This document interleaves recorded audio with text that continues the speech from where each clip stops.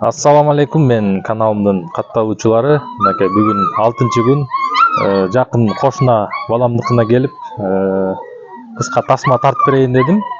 Мынакей алдыңарда турган бул немецкая овчарка, но старого типа, эски типтеги. Жаңы типтеги бул арты жагы отуруп турган болот, өзүңөр билесиңер, Старый тип деген бул арты түз болот да. Бирок старый типтин эмнеси жакшы, булар шамнагайраак болот да. Арты отурганга караганда.